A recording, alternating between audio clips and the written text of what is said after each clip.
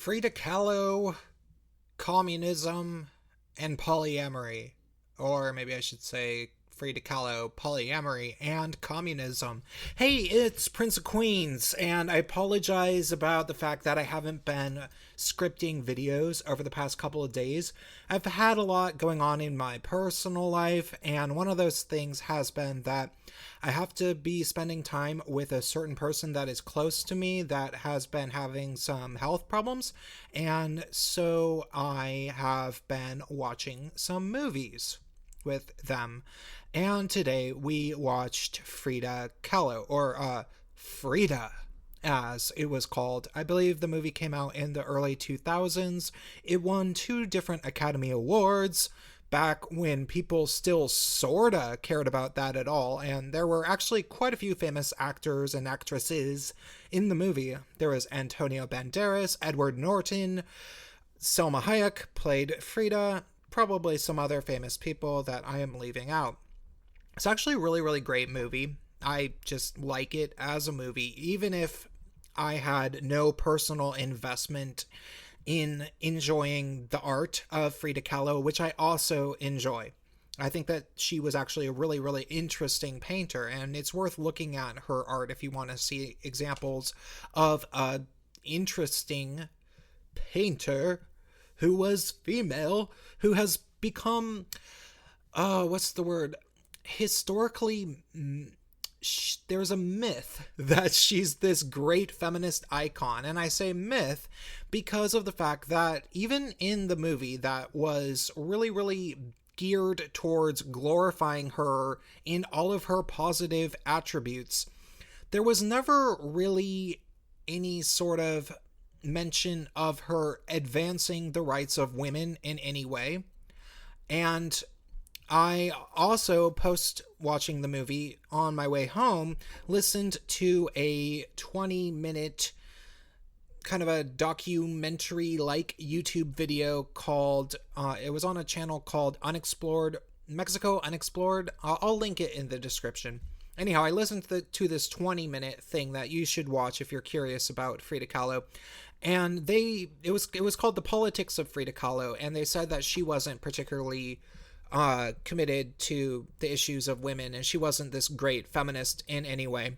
However, she was a big communist, and Marxist, Leninist communist is, I believe, how she self-identified. And her husband, Diego Rivera, was a big, big communist. Like, he was the head of the Communist Party of Mexico City or something. And it was pretty interesting because something that I think a lot of people don't really understand about communism, and shout out to Point Curation for drawing my attention to this. I didn't really know this ahead of this guy, Point Curation, who is commonly in my comment section, telling me after we had a private hangout. He explained to me that a lot of the roots of feminism and stuff came from the work of Frederick Engels. And Frederick Engels was really good friends with Marx, and I believe actually was his patron, and Marx lived with him. I forget the exact story. But Frederick Engels was like the non-genius in the relationship, and he wrote a book about how the nuclear family was an oppressive, archaic structure that should be dissolved, blah, blah, blah, blah, blah. And that idea became firmly entrenched in the communist ethos. Like, even to this day, a lot of people think that people shouldn't have marriage or any sort of monogamy or whatever, which is kind of interesting. You know, you notice the glorification of cuckolding in the media at the moment. That's just a thing that seems to be present.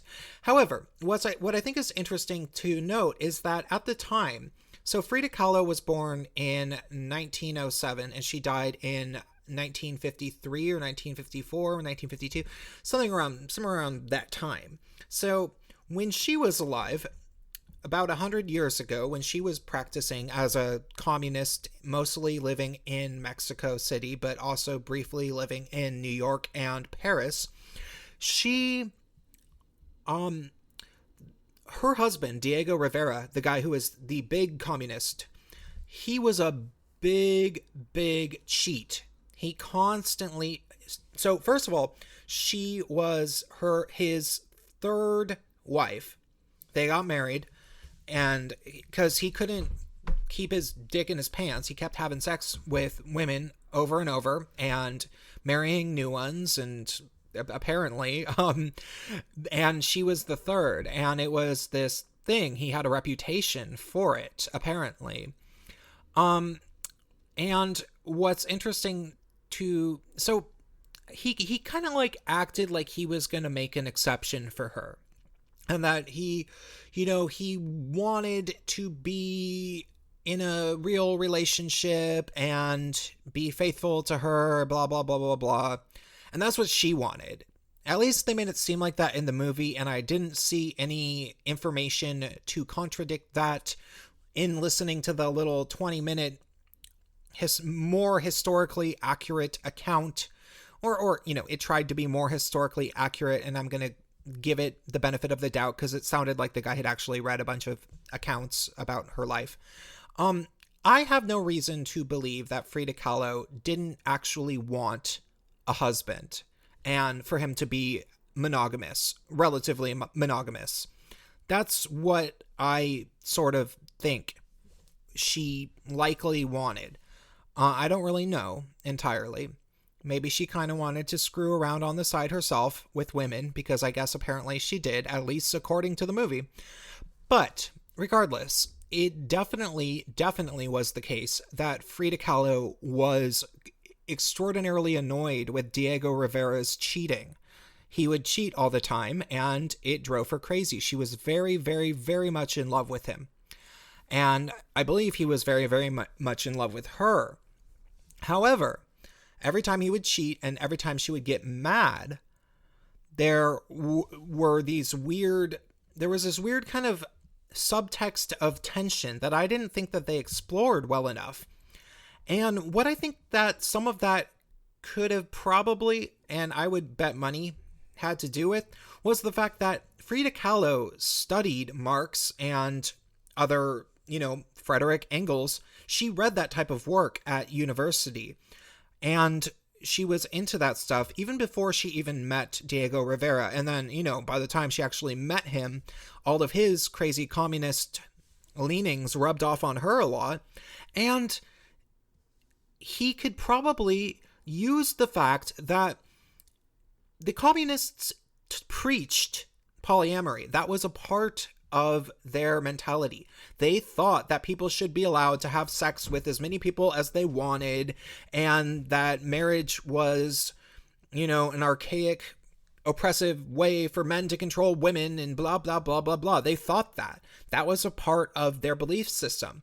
So he was able to simultaneously marry her for whatever reason and then cheat on her a whole bunch.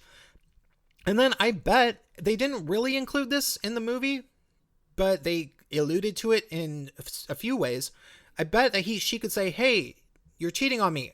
I don't like it." And he could say, "What, are you a bourgeois person? You care about the sanctity of marriage? You square?" He could have totally done that to her. And yeah, I think it's interesting. Now, back in the time that this was happening, this was in, about 100 years ago, this was really before feminism was really a thing, right? Yeah, this was around the time of the suffragettes and stuff, but feminism as a broader ideology didn't really start to form until the 1960s, I would say. There were some fringy people, but overall, in my research, that's my understanding. Maybe, some people who are researched better than I am could correct me. So, back then, way back then, 100 years ago, before all the cuckolding glorification that we have in the media, it almost does seem to be the case that this notion of polyamory being glorified by the communists might have been a way for straight guys to cheat on their girls all the time. right? And of course, we all know, anybody who knows heterosexual people, they kind of know that girls don't like to be cheated on. We kind of know that, right? I think that that's fair to say. So, but communism likes to cheat on people. It's part of it, right? So there's this poor woman who is in this relationship with this horrible cheat, and he's saying, "Oh, it's cool, baby. I could cheat on you. I could cheat on you." And she's like, "No, I don't like it." And that goes on for many, many years because communism. I can cheat on you. It's part of the revolution. Yeah, it's just a shame. And what's also totally interesting is that Frida Kahlo actually hooked up with Leon Trotsky. Actually, sorry, not just hooked up, but had a full-blown affair in which Frida Kahlo, I believe, was still married to Diego Rivera, and Leon Trotsky had a wife. Well, Frida Kahlo totally had sex with him, so they were both cheating, and that happened.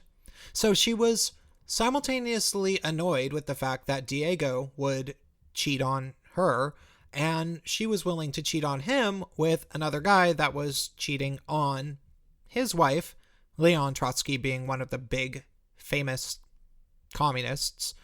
Look him up if you don't know who that was, but it was actually very substantial. It was a very substantial thing that he cheated with her, because it just shows the incestuous nature of the scene of communists about 100 years ago.